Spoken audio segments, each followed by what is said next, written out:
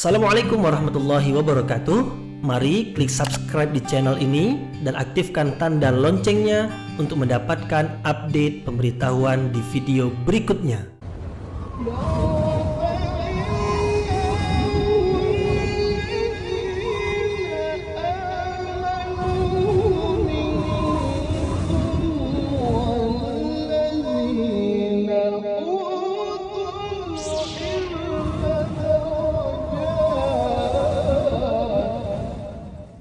A'udzu billahi minasyaitonir rajim. Bismillahirrahmanirrahim. Assalamualaikum warahmatullahi wabarakatuh.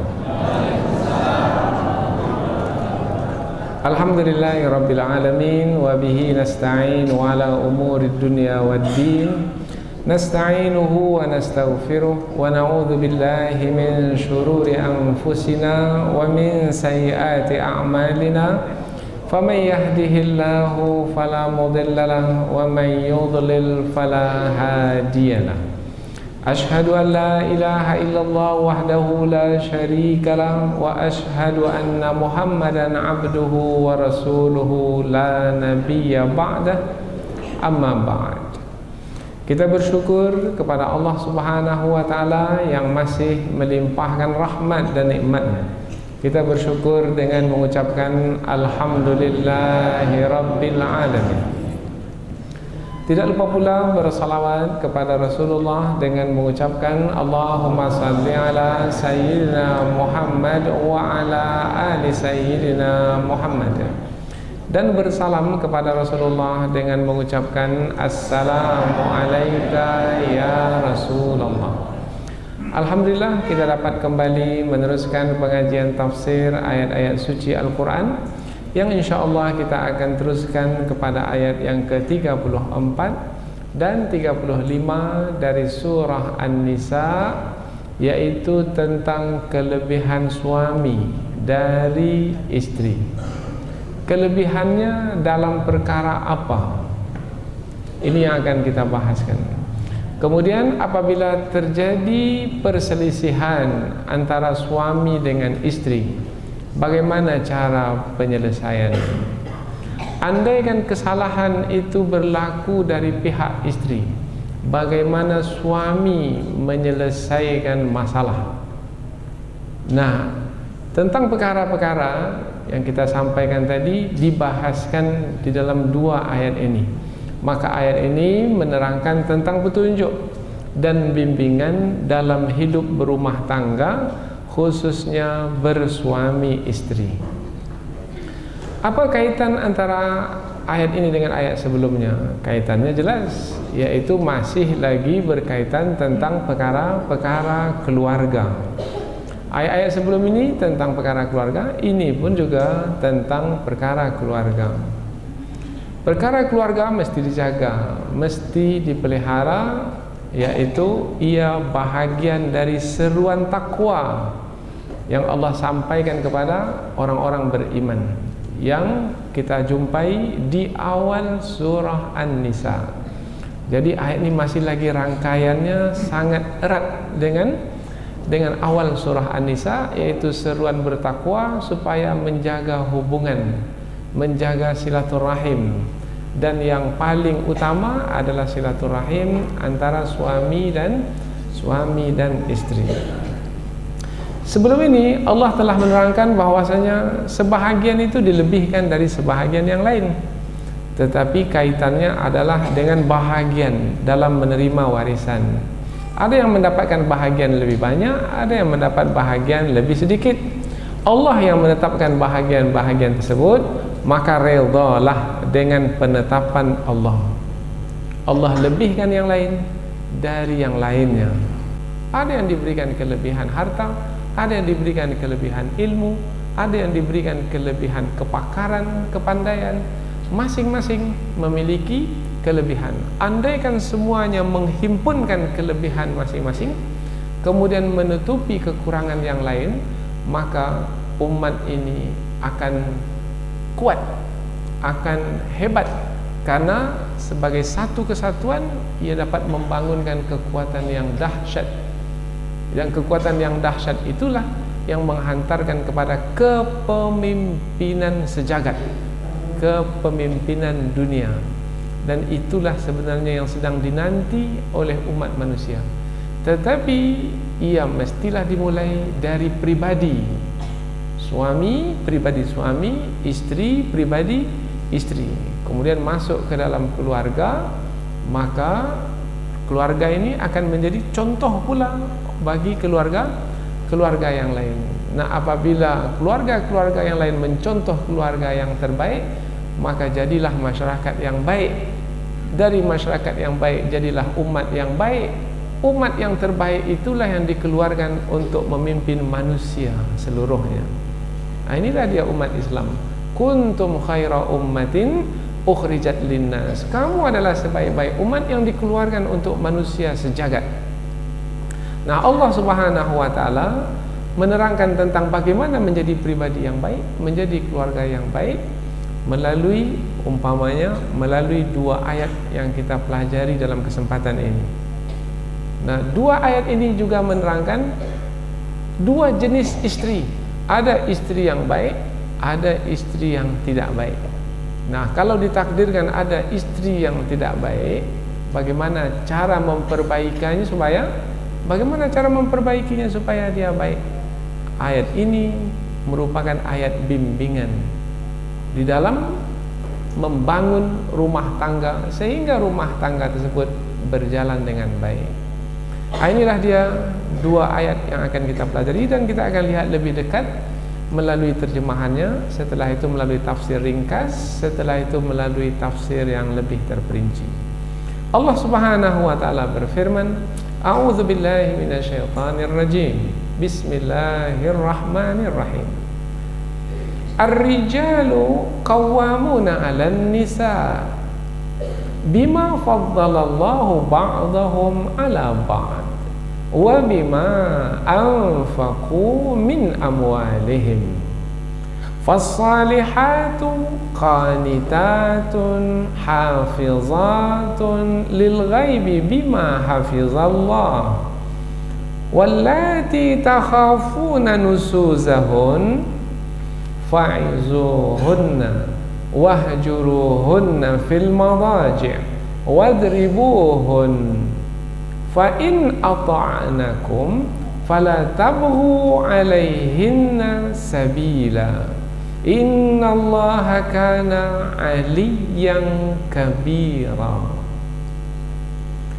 Wa in khiftum shiqaqa bainihima fab'athu hakaman min ahlihi wa hakaman min ahliha in yurida islahan yuwaffiqillahu bainahuma innallaha kana aliman khabira.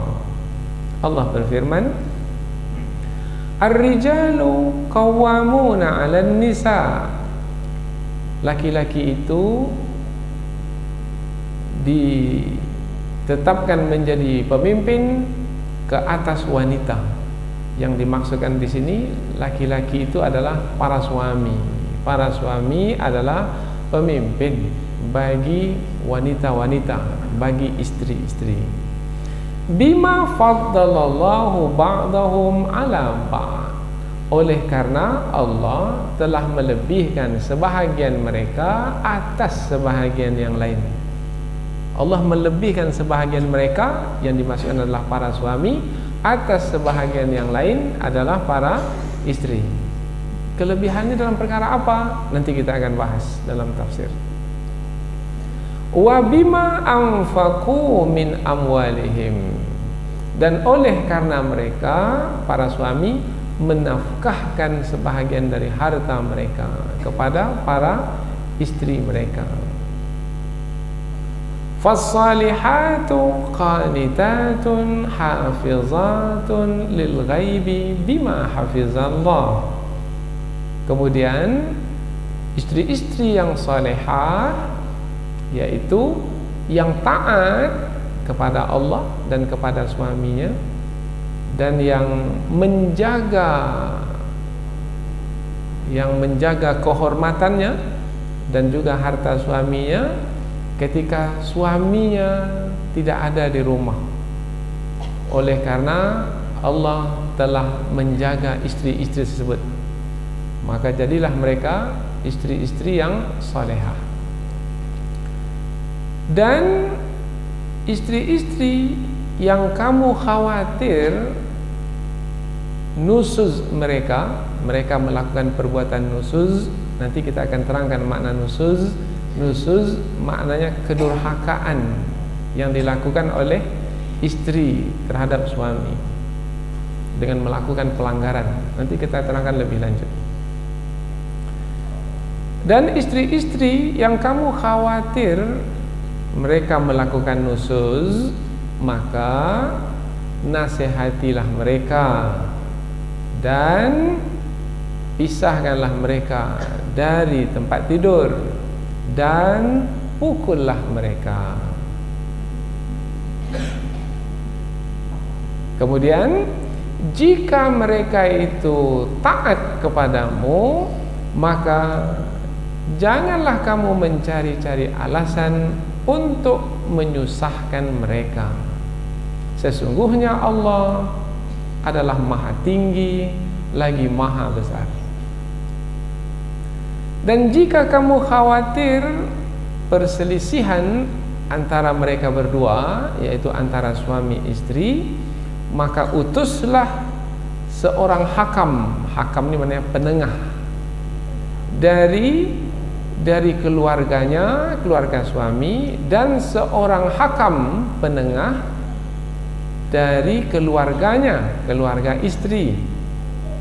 Jika mereka berdua, yaitu para penengah itu, berkeinginan untuk melakukan perbaikan antara suami istri tersebut, maka Allah Subhanahu wa ta'ala akan memberikan taufiknya kepada kedua suami istri tersebut, sehingga perselisihan pun dapat diselesaikan. Sesungguhnya Allah adalah maha mengetahui lagi maha menguasai akan segala sesuatu. Kita lihat dari awal ayat, terjemahan kedua ayat yang menerangkan tentang perkara yang berkaitan dengan suami istri, khususnya kelebihan suami daripada istri. Laki-laki atau para suami adalah pemimpin-pemimpin bagi wanita-wanita, yaitu para istri, oleh karena Allah telah melebihkan sebahagian mereka, yaitu para suami, atas sebahagian yang lain, yaitu para istri. Dan oleh karena mereka, para suami, telah memberikan nafkah kepada para istri dari harta mereka. Kemudian istri-istri yang saleh, yaitu istri yang taat kepada Allah dan suami. Istri-istri yang saleh yaitu istri-istri yang menjaga kehormatan mereka ketika suami tidak ada di rumah. Dan mereka mampu menjaga kehormatan mereka itu adalah karena Allah telah menjaga mereka. Nah, itulah istri yang solehah. Dan istri-istri yang kamu takut mereka itu melakukan perbuatan nusuz, karena tanda-tandanya sudah nampak, maka nasihatilah mereka dan berpisahlah dari mereka di tempat tidur dan pukullah mereka. Maka sesungguhnya Allah, maka jika mereka telah tunduk atau patuh kepadamu, maka janganlah kamu mencari-cari alasan untuk menyusahkan mereka. Sesungguhnya Allah adalah maha tinggi lagi maha besar. Dan jika kamu khawatir perselisihan antara mereka berdua, yaitu antara suami istri, maka utuslah penengah dari keluarganya, keluarga suami, dan penengah dari keluarganya, keluarga istri. Jika kedua penengah tersebut dari dua keluarga tersebut berkehendak untuk melakukan perbaikan antara suami istri yang berselisih itu, Allah Subhanahu wa taala akan memberikan taufiknya kepada suami istri tersebut sehingga selesailah perselisihan mereka. Selesai perselisihan dengan taufik dari Allah. Sesungguhnya Allah adalah Maha mengetahui lagi Maha menguasai. Ini dua ayat yang menerangkan tentang kelebihan suami dari istri, yaitu menjadi pemimpin bagi istrinya. Dan kepemimpinan itu adalah disebabkan, pertama adalah disebabkan karena pemberian dari Allah, yaitu Allah telah melebihkan suami dari istri, yang nanti insya Allah kita akan bahas dalam tafsir. Kelebihan itu berupa kekuatan badan, kelebihan itu berupa pengetahuan, kemudian kelebihan itu juga berupa kemampuan di dalam membawa keluarga. Kemudian ada pula kelebihan itu berupa usaha, yaitu karena suami itu berusaha mencari rezeki, kemudian dengan rezekinya itu ia menafkahkannya kepada istrinya, dan itu adalah kelebihan yang dimiliki oleh suami daripada istrinya. Kemudian Allah menerangkan ada dua jenis istri. Ada jenis istri yang salehah, ada jenis istri yang durhaka. Nah, jenis istri yang salehah ini Allah puji. Pujian Allah kepadanya adalah istri yang salehah ini adalah taat kepada Allah dan suami. Istri yang salehah itu adalah istri yang menjaga kehormatan. Kemudian Allah terangkan pula tentang istri yang durhaka, tidak salehah, yaitu istri yang melanggar, tidak taat kepada Allah dan tidak taat kepada suami. Seperti apa? Nanti kita akan terangkan. Nah, kalau istri itu tidak taat, maka kewajiban suami untuk memperbaiki istri tersebut. Bagaimana cara memperbaikinya? Ada 3 jalan yang ditempuh. Jalan pertama, menasehati. Tak mampu dengan nasihat, berpisah tempat tidur, tinggalkan istri tidur sendirian. Kemudian tak mampu juga, barulah pukul.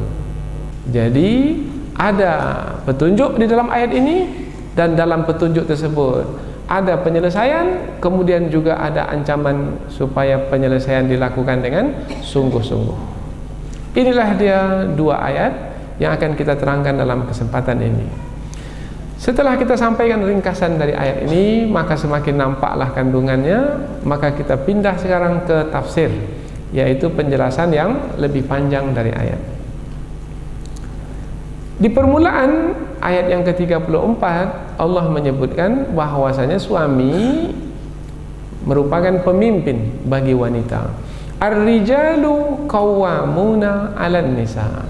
Laki-laki itu menjadi pemimpin bagi wanita.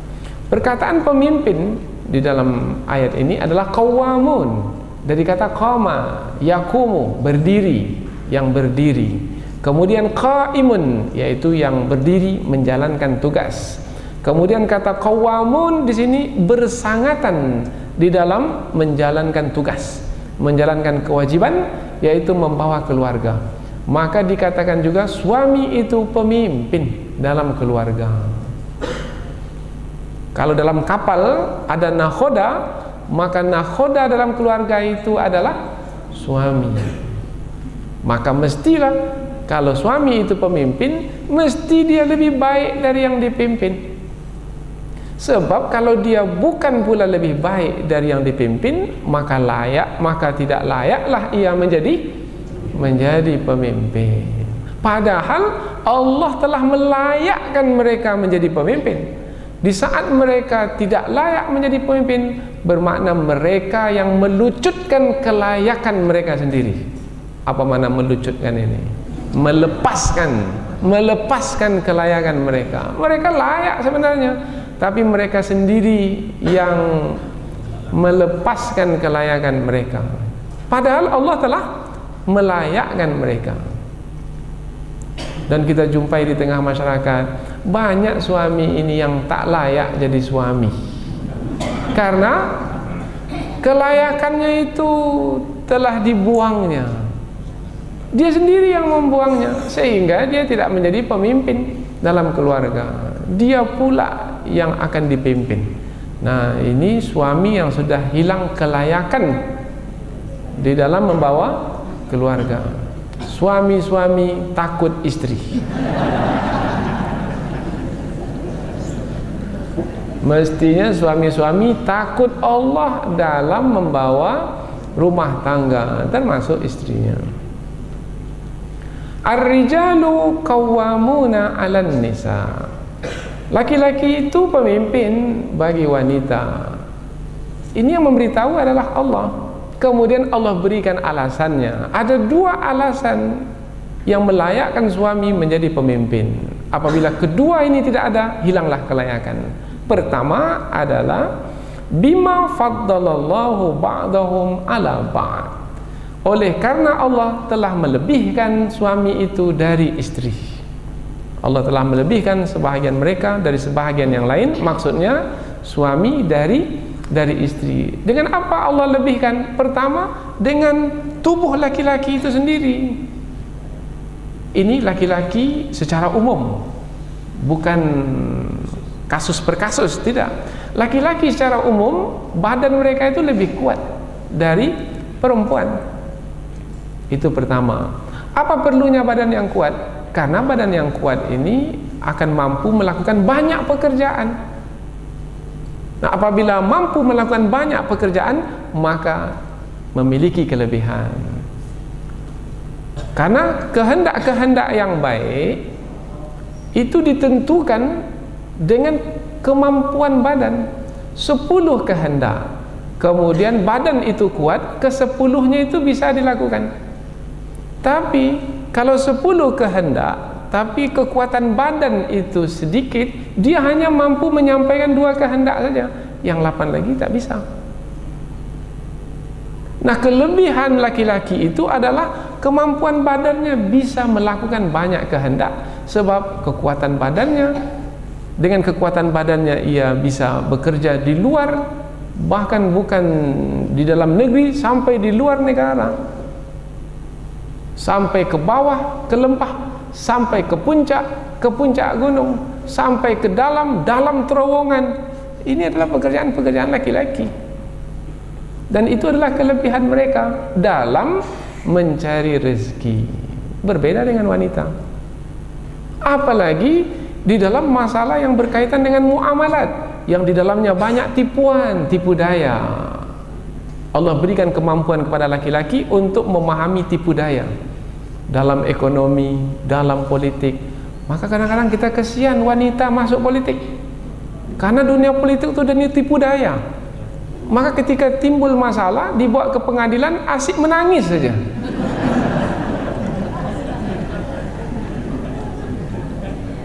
Karena memang dia tak mampu untuk keadaan yang seperti itu.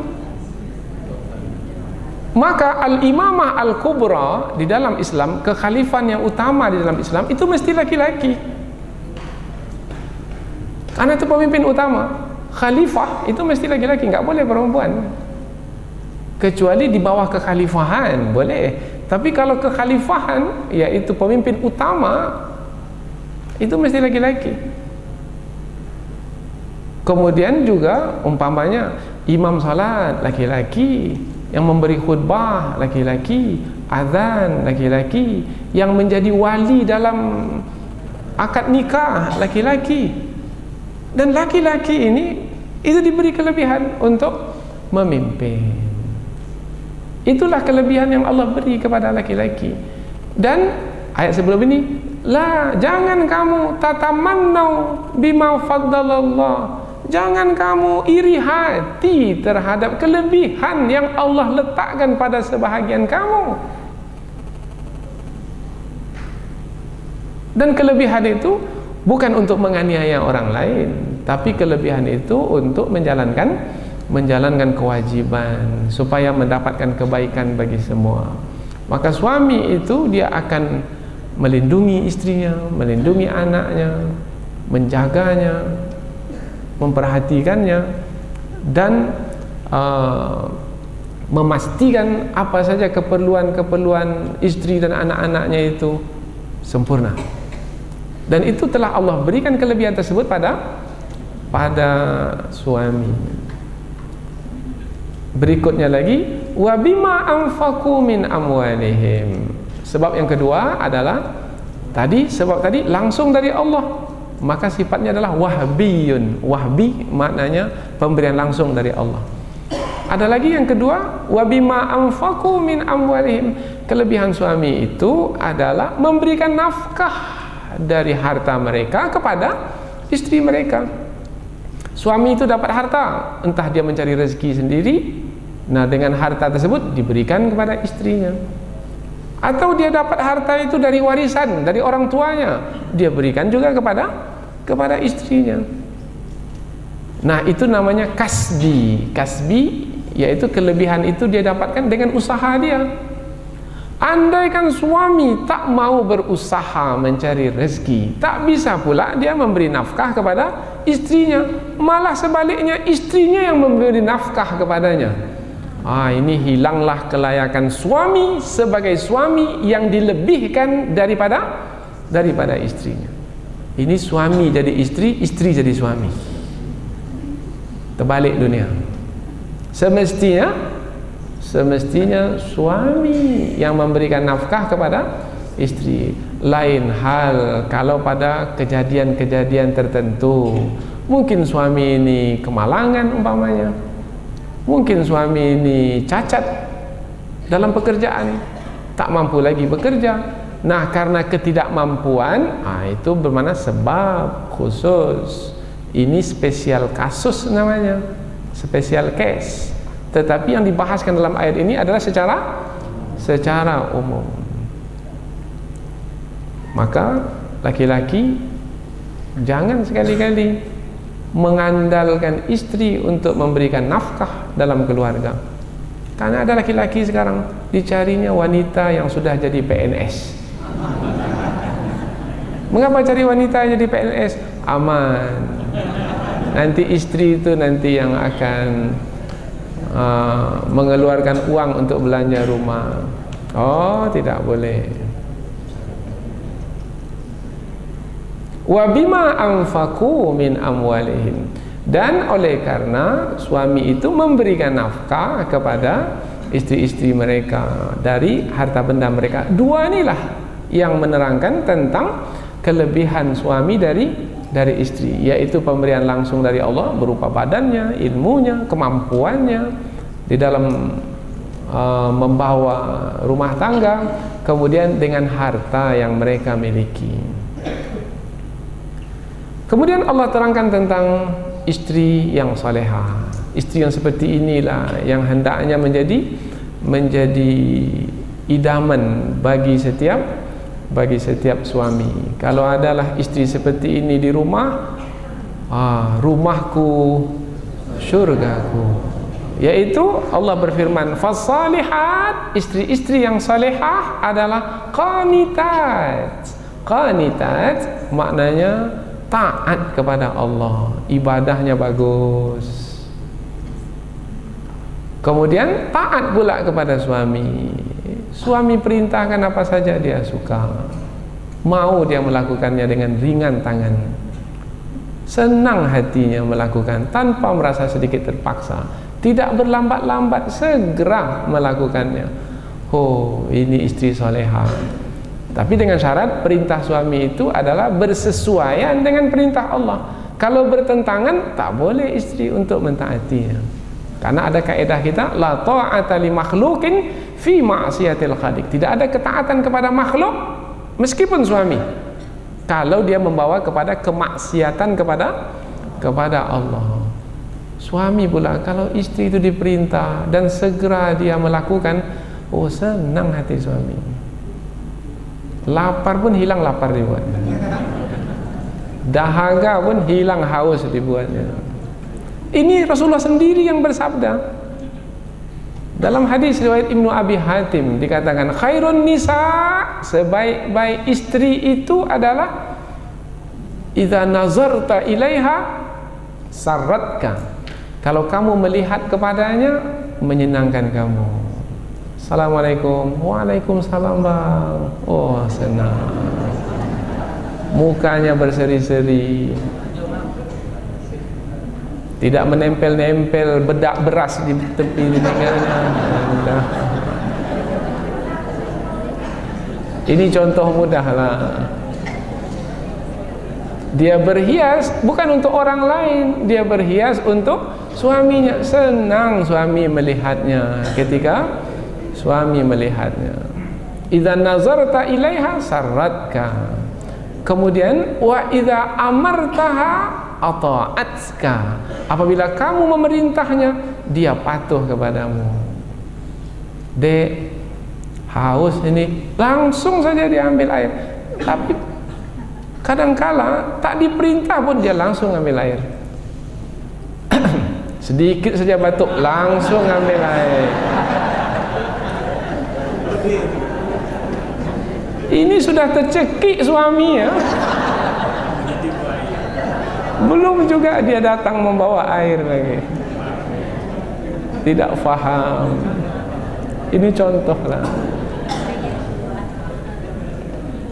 Kemudian ada lagi ujung hadis, yaitu wa idza ghibta anha, kemudian apabila kamu itu pergi, tinggallah dia di rumah, hafizatka fi maliha wa nafsiha, dia jaga harta benda dan juga kehormatannya. Ini dia istri yang salehah. Tidak berselingkuh dia, tidak bertandang ke tetangga kanan ke tetangga kiri dia, tidak dia jaga rumah dengan baik. Ini dia istri yang salehah. Mudah-mudahan yang hadir nih istri salehah semua ini. InsyaAllah, mudah-mudahan. Hafizatun lil ghaibi, yaitu yang menjaga diri ketika suami tidak ada di rumah. Sudah kita terangkan tadi.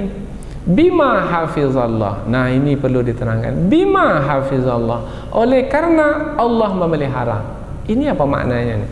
Oleh karena Allah memelihara istri yang solehah tersebut, maka istri solehah tersebut memelihara dirinya. Jadi apa sebab istri solehah itu dia bisa memelihara dirinya? Karena Allah telah memelihara dirinya. Bermakna istri solehah itu bisa memelihara dirinya karena perhubungannya dengan Allah. Dia dekat dengan Allah, dia bersama dengan Allah. Itu yang membuatnya menjaga dirinya. Ada lagi tafsiran yang kedua. Tafsiran ini bagus juga, yaitu apa sebab istri itu menjaga dirinya? Sebab Allah menjaga istri tersebut melalui suaminya yang memperhatikannya.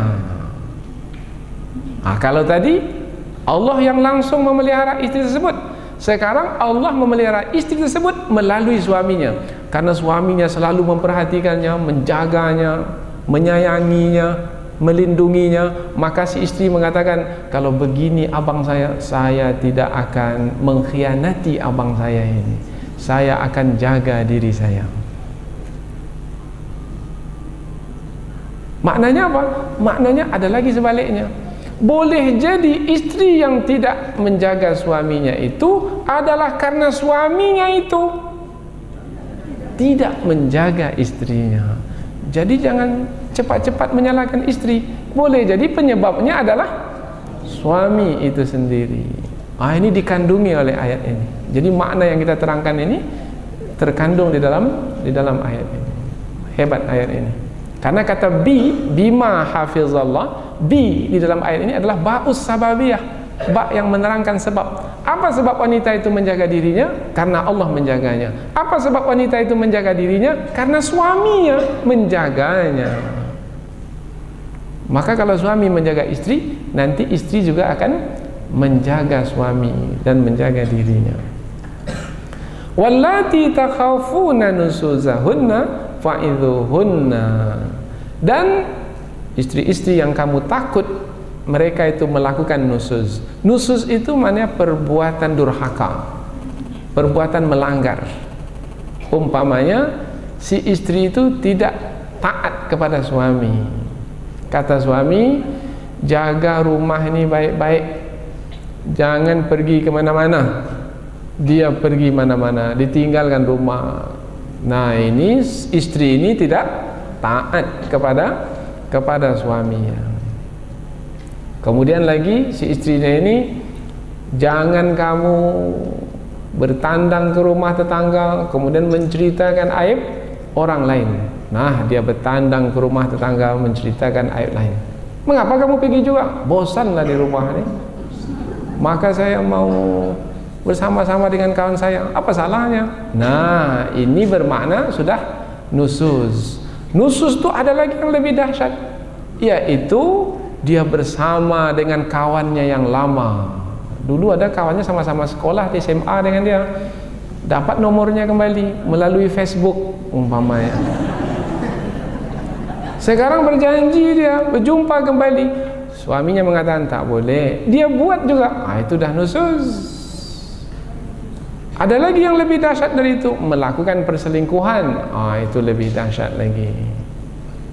Dalam ayat ini, wallati takhafuna nusuzahunna, istri-istri yang kamu takut mereka melakukan nusuz. Jadi ayat ini menerangkan, belum lagi istri itu melakukan perbuatan nusuz, nampak mengarah saja kepada perbuatan nusuz, hendaklah suami itu segera menyelesaikannya. Jangan tunggu besar dulu. Umpamanya sudah nampak tanda-tanda nih, SMS sudah masuk nampaknya nih. Umpamanya. Ini contoh, zaman sekarang ini kan SMS, mulainya di SMS. Ini nampak nih lain, ini nampaknya nih bahasanya ini. Langsung istri, ini nampaknya tanda-tanda nusuz sudah nampak nih. Ini siapa orangnya ini? Nah, mesti diselesaikan. Jangan tunggu dulu, karena sudah besar nanti susah. Api kalau sudah besar susah memadamkannya. Kalau masih kecil, mudah, siram saja dengan air, padam dia. Tapi kalau sudah besar susah. Maka cepat selesaikan. Inilah yang diisyaratkan oleh perkataan takhafuna. Dan istri-istri yang kamu khawatir, jadi khawatir saja cepat selesaikan. Jangan berlaku dulu baru menyelesaikan. Dan istri-istri yang kamu khawatir mereka itu melakukan perbuatan nusuz, maka selesaikanlah. Bagaimana cara menyelesaikannya? Fa'idhuhunna, nasihati mereka. Nasihat itulah perkataan yang bisa memberikan kesan ke dalam hati dan jiwanya. Wahai istriku, ini perkara ini tak baik ini. Kalau kamu lakukan juga, ini akibat buruk yang akan kita tanggung. Bukan kamu saja, semua keluarga kita, anak-anak kita, nanti kita akan menjadi jatuh hina. Dan ini bukan kaitan dengan kita saja, ini juga akan membuat Allah murka. Dan apabila Allah murka, maka akan sia-sialah apa yang kita lakukan ini, karena nanti pada akhirnya kita akan disiksa. Maka wahai istriku, kembalilah ke pangkal jalan. Ini kan sedap ini, enak telinga mendengarnya. Jangan mengeluarkan kata-kata yang kasar. Hei wanita, entah apa kata disebutnya ini. Nah, ada yang mengeluarkan kata-kata itu namanya tidak mau'izah. Mau'izah, fa'izuhunna, itu adalah kata-kata yang baik, yang memberikan kesan ke hati dan jiwa, sehingga si istri itu mau merubah kalau melakukan kesalahan. Fa'izuhunna wahjuruhunna fil madaji. Nasihat tak mempan, tak berkesan, maka pindah kepada tinggalkan dia di tempat tidur sendiri. Wanita itu apabila dia memiliki perasaan, dia memiliki emosi. Kalau dia sudah terbiasa bersama suami, kemudian suami tak ada, dia merasa kehilangan. Saya tanya istri saya, memang merasa kehilangan.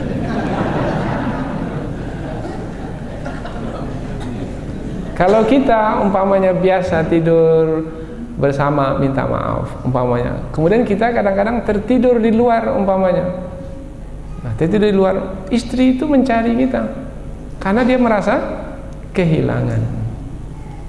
Nah, Allah Subhanahu wa taala menjadikan perkara itu sebagai salah satu sarana untuk menyelesaikan masalah. Allah Maha tahu tentang keadaan manusia. Nah, itu adalah salah satu bentuk penyelesaian. Pisahkan mereka dari tempat tidur. Wahjuruhunna fil madaji. Tapi ada petunjuk dari hadis Nabi, yaitu wala tahjur, jangan kamu memisahkan, jangan kamu berpisah dengan istrimu itu, yaitu illa fil bait, kecuali dalam rumah. Jadi jangan kamu pula keluar dari rumah, tidak, masih di dalam rumah itu juga. Karena ada suami meninggalkan rumah, enggak, masih dalam rumah, cuma berpisah tempat tidur saja.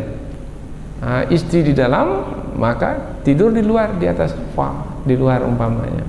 Tapi jangan pula bermalam di rumah kawan pula, enggak. Itu sudah jauh, dan itu bukan penyelesaian. Ya, banyak yang tak tahu perkara ini.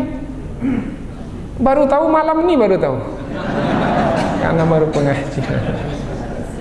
Karena ada, wah, dia punya peluang, saya bisa tidur di hotel, uang saya akan ada, pergi dia ke hotel, atau dia pergi melarikan diri jauh ke ibu kota sana.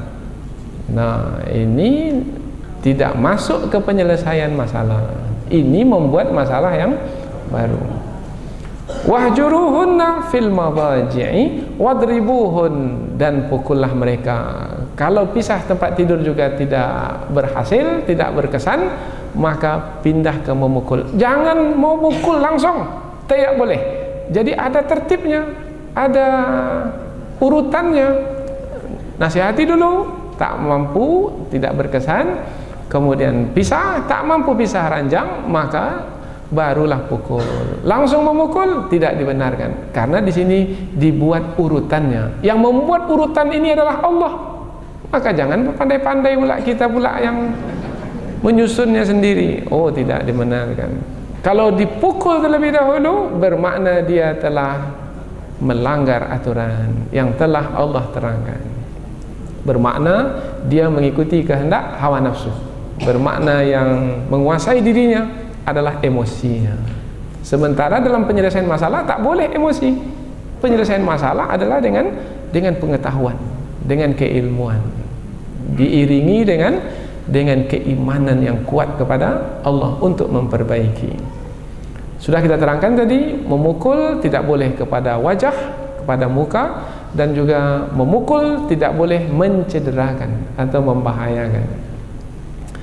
Pada masa Rasulullah dahulu, ini sebab turun ayat. Disebutkan dalam tafsir Imam Al-Qurtubi, yaitu ada seorang sahabat Nabi yang pernah memukul istrinya. Namanya adalah Sa'ad bin Ar-Rabi'. Nama istrinya adalah Habibah binti Zaid. Habibah ini mengadu kepada Rasulullah karena ia dipukul oleh suaminya di mukanya, di pipinya. Ya Rasulullah, saya dipukul.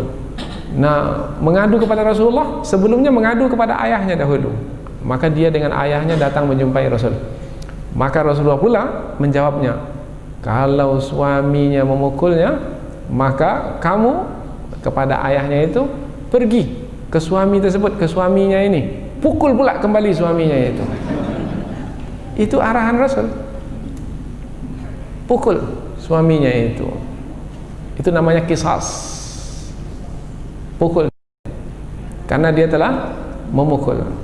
Karena kata si bapak ini kepada Rasulullah, ya Rasulullah, kuberikan anak perempuanku kepadanya, kemudian dia menikmatinya, kemudian dia memukulnya pula. Mana bisa ya Rasul? Tak bisa, tak boleh. Lalu kata Rasul, baik, kalau begitu kamu pergi kepadanya dan pukul pula dia. Kemudian pergilah si bapa ini dengan anaknya ke suami anaknya ini, menantunya, untuk memukulnya. Tiba-tiba ayat ini turun.